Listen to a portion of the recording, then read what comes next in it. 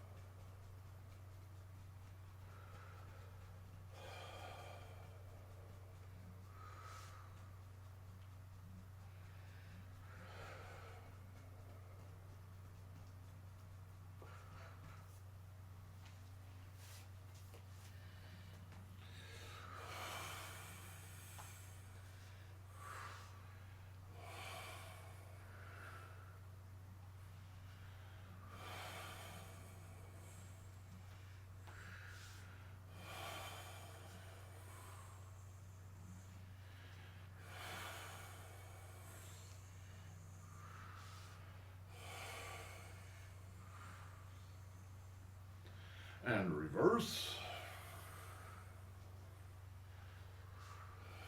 And follow Annie.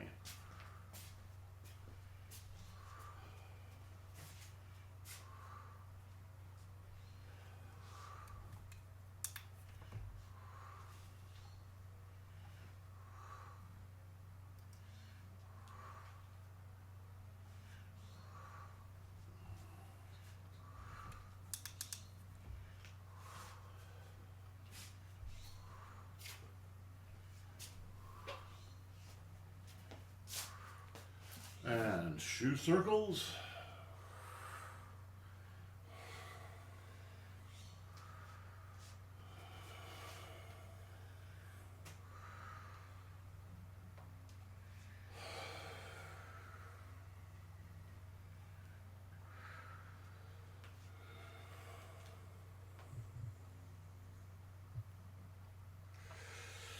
And reverse.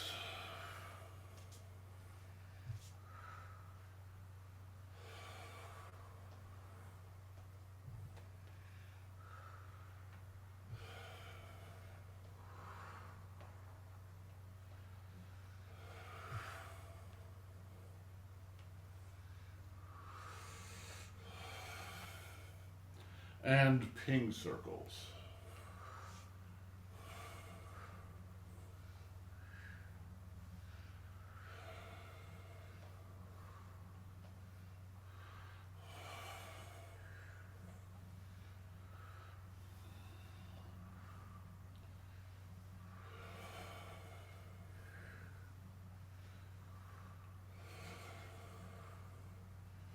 And reverse.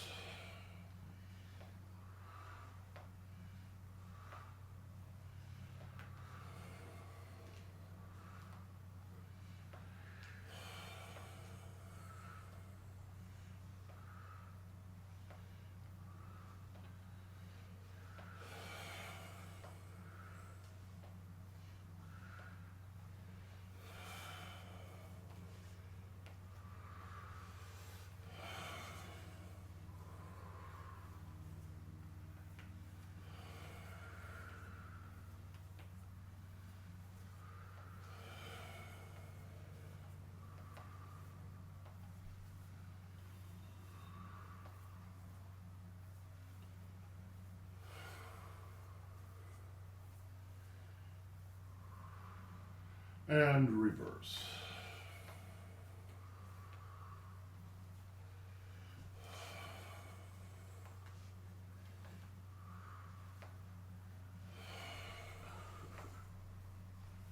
What? Oh, I was thinking about a conversation I was involved in this morning about Qigong. Yeah. online. One of the participants was saying, I really want to do Tai Chi, but Tell us the story. I'm afraid of Qigong psychosis. So I'm not going to do any Qigong, I'll just do Tai Chi. I was like, what? Oh God, that's so funny. You guys know what Qigong psychosis is? Jill, you should know this. There's actually Syndrome. a phrase in Chinese that translates into English as Qigong psychosis. And Yeah, it is it's actually, a real thing. it is a real thing. We've actually had students. Kevin's experienced a little bit. We have had at least one student who truly was out there. needed- But when she came in, she was already out there. So Yeah. it's not like Qigong did anything to her. What it is, it's the same thing actually that can hit you with anything that you do if you overdo it. If it becomes If it becomes the one thing that you do, you drive yourself crazy. And Qigong psychosis, the phrase in Chinese, let me see if I can remember it. Basically translates to English like this: open the door and let the fire demon inside. Open the door and let the fire demon inside. And what it means is, you're placing on Qigong. Qigong is going to be your savior. It's going to fix all your problems. It's going to fix your physical problems, your mental problems, your spiritual problems, your marriage, relationship with your your relationship family. problems, your financial problems. It's going to just solve everything. And of course, it doesn't. It can't. It's an important discipline.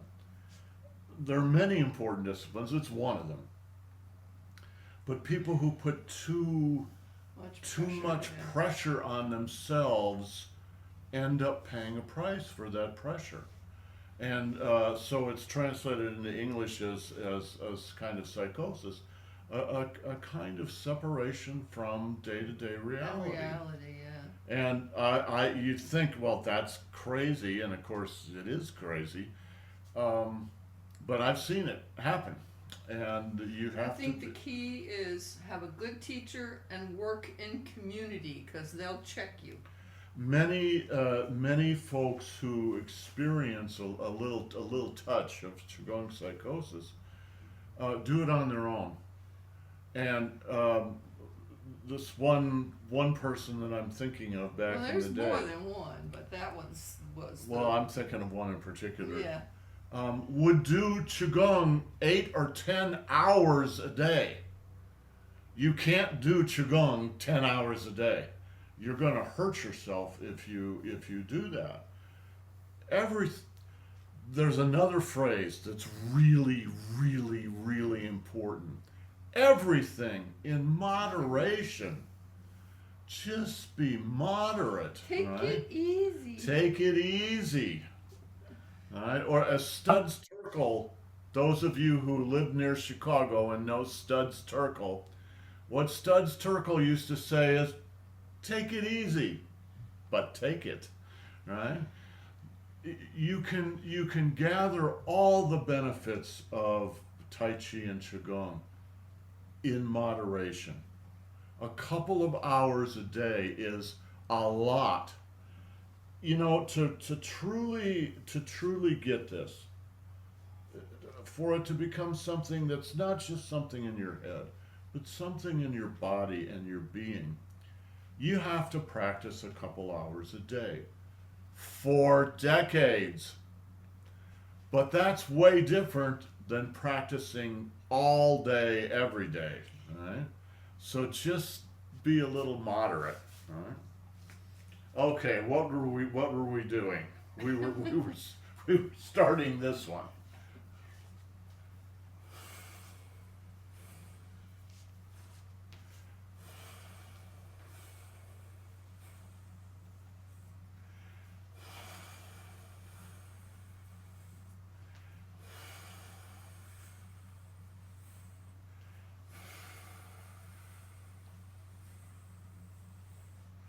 And reverse.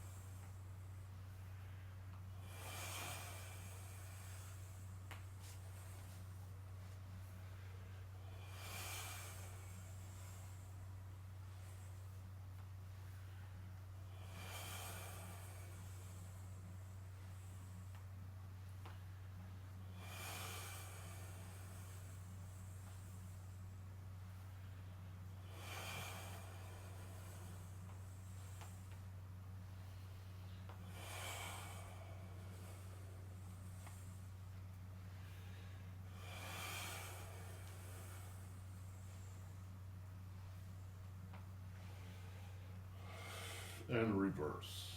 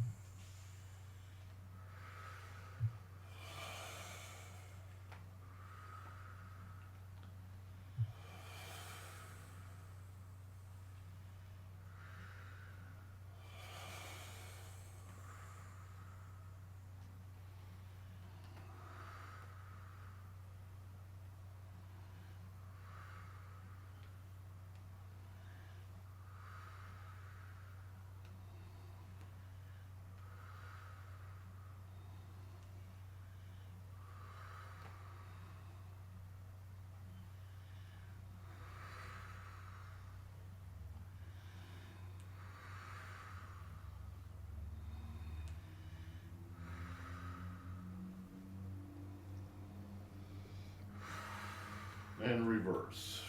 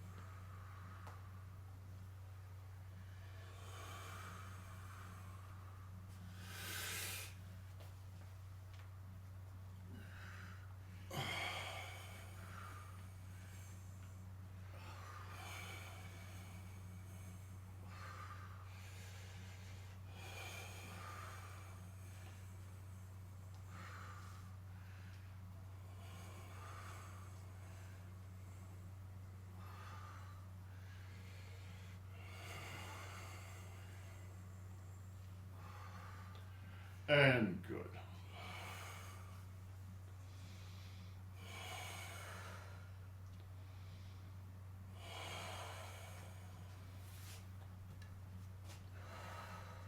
Okay, you can put away your sticks.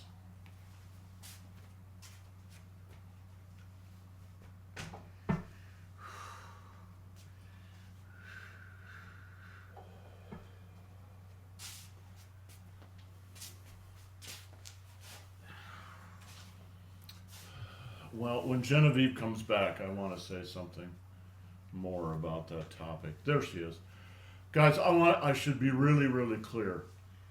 Qigong psychosis has nothing to do with Qigong. It's not like there's some weird energy in Qigong that's going to infect you and you're going to get No. Qigong psychosis. You cut It's to it. it's the same psychosis you can get from model railroading, or from reading, or from anything else in life, Then you become addicted. where you become kind of addicted to it, and you develop an unbalanced relationship with it, Ungrounded. ungrounded, unbalanced, and you do way too much. Any master would tell you exactly the same thing. It's not Qigong itself that's the problem. Qigong itself is really quite neutral. It's your attitude toward it and the way you interact with it in your life. You can get soccer psychosis too, right? And trust me, you certainly can. Um, there's a little phrase that I've got on the website. I'm sure there's an equivalent in Chinese, but I don't know what it is. When you practice anything, particularly when you're doing something physical, most people get into a new routine with a certain mindset that they're going to run all the way up to the top of the mountain. That's not realistic. That's trying to maximize everything. You're going to maximize. I'm going to lift weights until my bones crack. I'm going to run until I drop dead. I'm going to do Qigong 8 hours a day. No, don't do it that way. You'll just hurt yourself. The phrase you should keep in your mind is optimize. Optimize, not maximize. You don't minimize, you don't maximize, you optimize. Optimization requires balance. It requires an understanding that you pay some attention in your body and you understand when you need a little more and when you need a little less, right? It's like a little bit like walking a tightrope, but if you maintain that, you won't hurt yourself no matter what it is you're doing. Certain people I know tend sometimes to maximize things a little bit. Who are you talking to? Annie gets very enthusiastic about certain things, and sometimes she goes a little bit beyond optimization to maximization. And there's always a price you pay for that, usually the next day when you get out of bed. All right, so optimize. I'm just so happy to be able to move. Well, that's true, and that's an important thing to be able to enjoy too. Okay, head turns.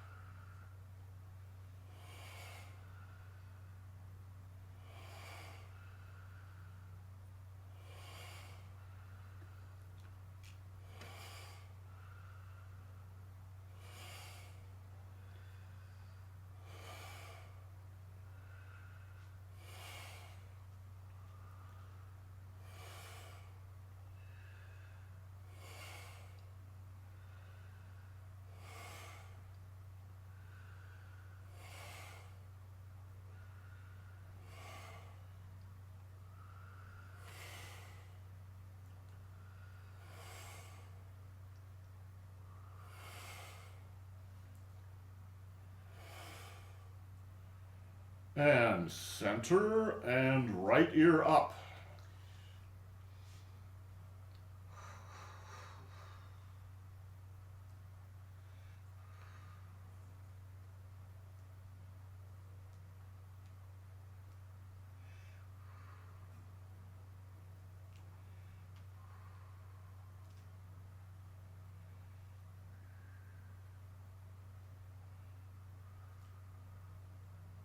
And relax and left ear up.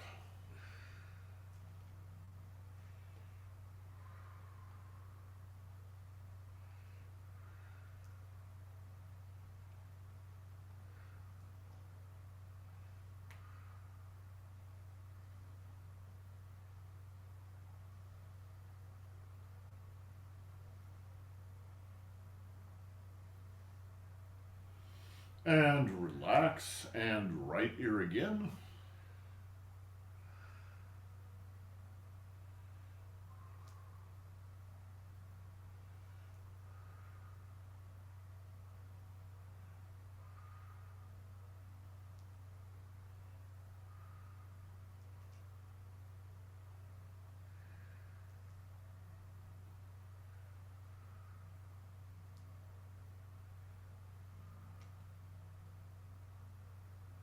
And relax and left ear again.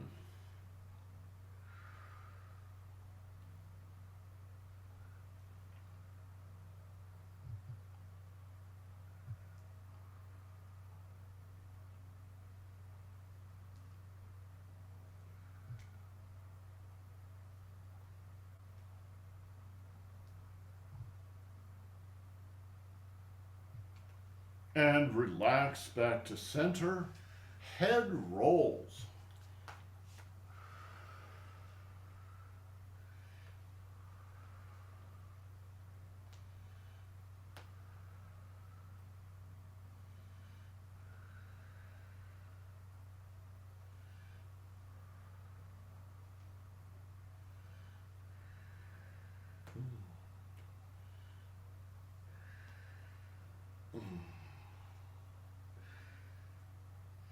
Are you having spontaneous adjustments? Oh, it feels really good on my upper back, lower neck.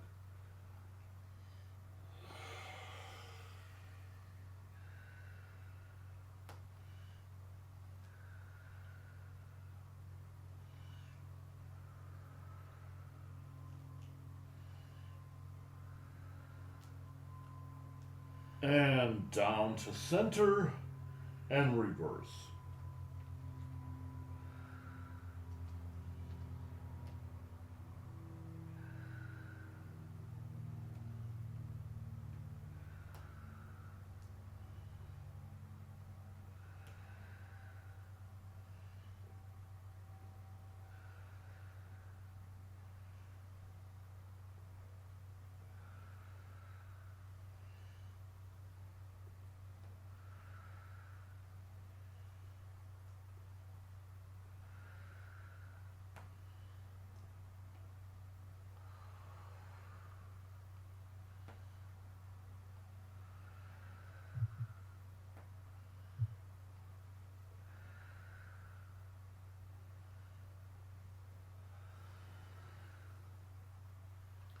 And down to center and back up. Forward spinal wave.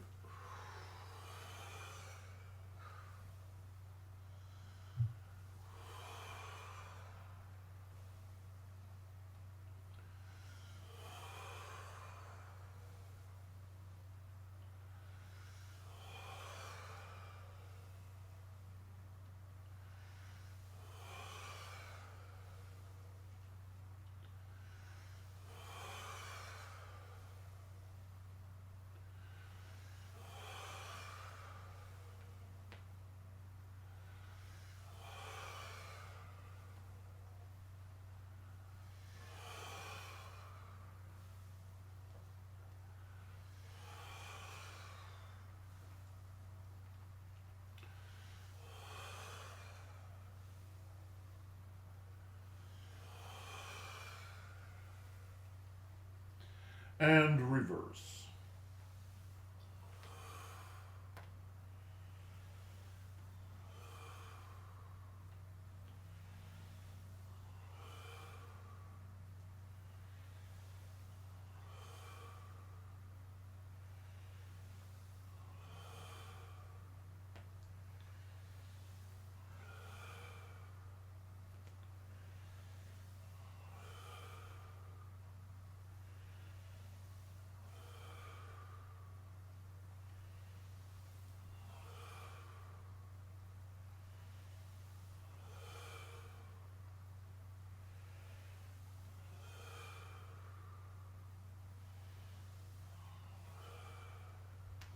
And good.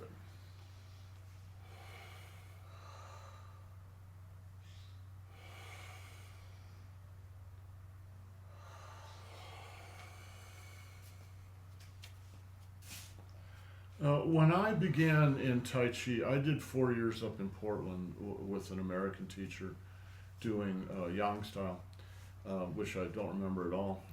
And then I moved down to San Francisco with Annie and started with a Chen style teacher, which is what I always wanted to do was Chen style. And he had just emigrated from China in 1990. I started with him in 1992, so he had been here for 2 years. Knew very little English, And he taught 5 classes a week. 5 classes a week. Each class was 3 hours. Monday, Wednesday night, and Friday, Saturday, and Sunday morning. So we did that for about a year, and then he started to pull back a little bit to just 3 classes a week: Wednesday night, Saturday, and Sunday morning. And he kept that up for the next 30 years or so. And then I would practice in the mornings. I had a job as apartment manager, so I was sort of free during the day most of the time. And I got a membership at OSU Rec Center up on Pill Hill.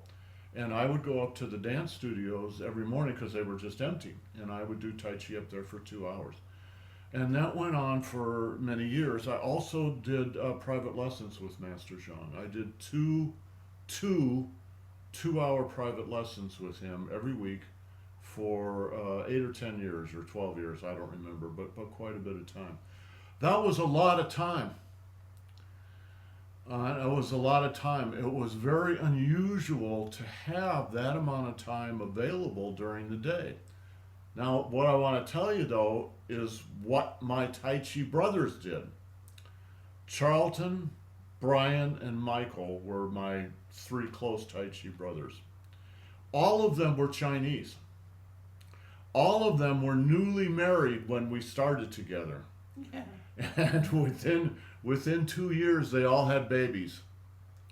All right? First 1, and then 2, and then 3. All right? Their ability to practice like I was practicing was non-existent.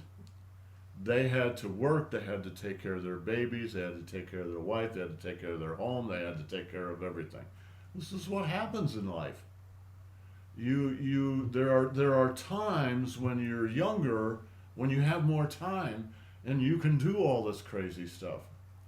There are times when you are older, where you have fewer responsibilities and you can put some more time in on that.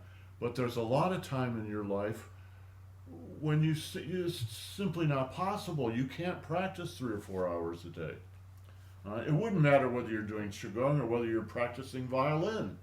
You have fewer hours to devote to those wonderful things that you would like to do. And the solution to it is go with the flow.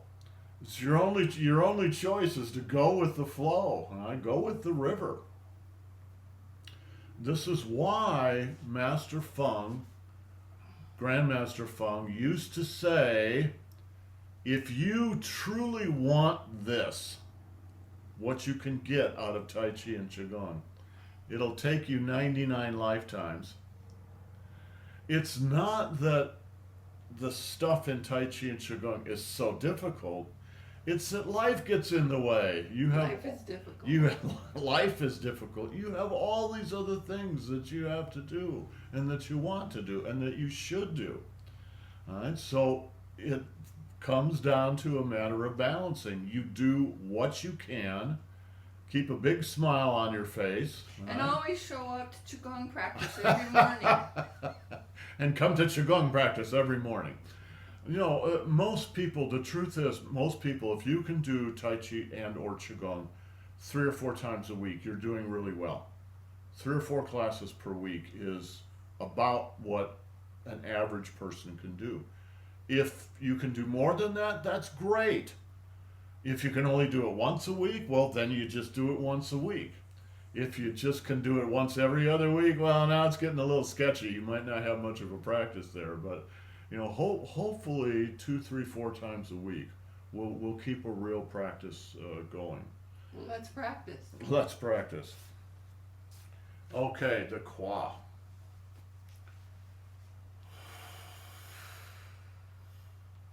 My right SI joint is out. Is it? Yeah. Why? Who knows? I'm old.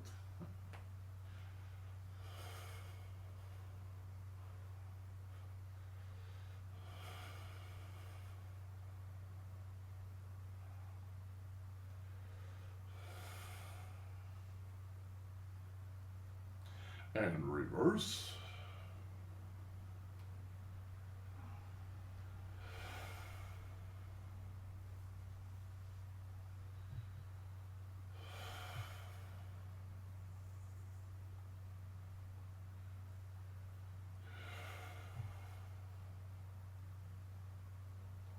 And good.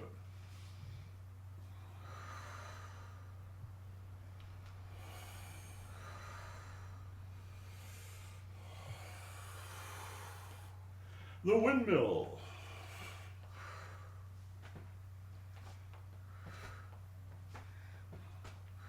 That quad exercise got the triple burner. I'm sweating now. Are you? Yeah.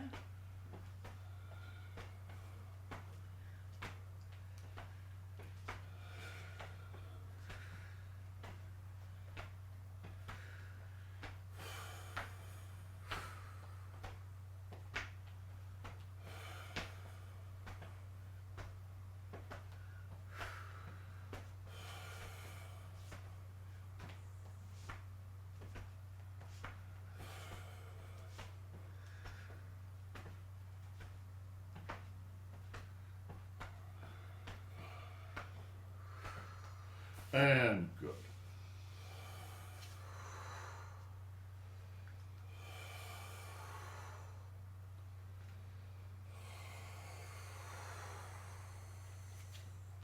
The shoulder.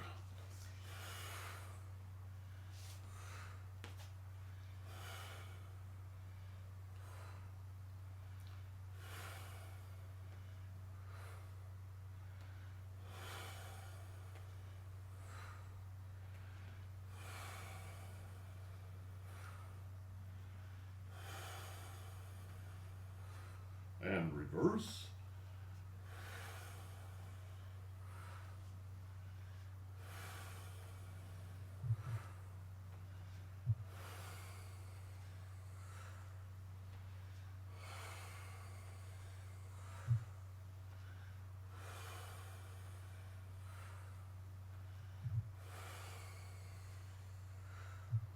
And the other side.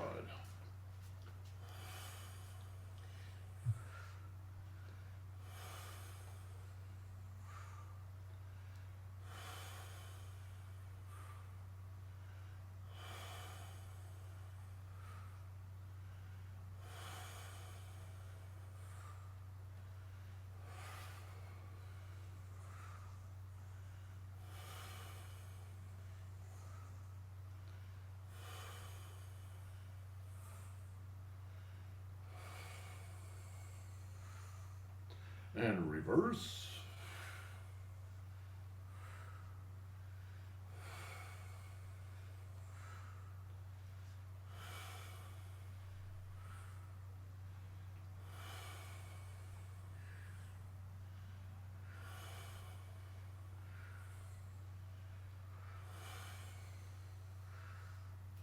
And alternates.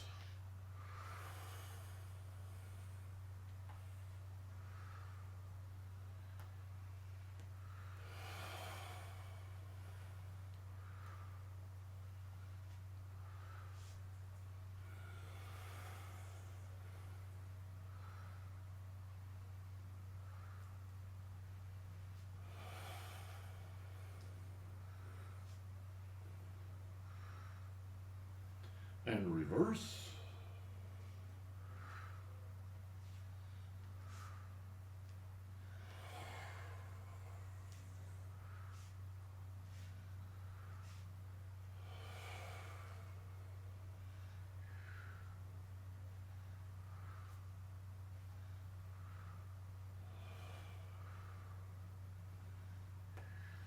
And double.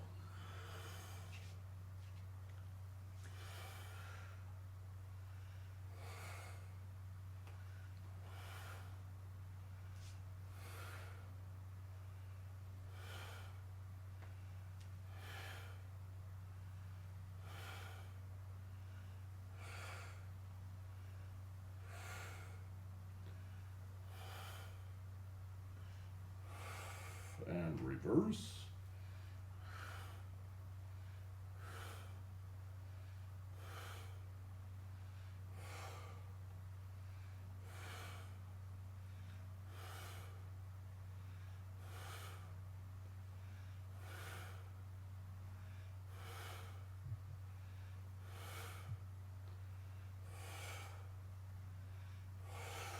And good.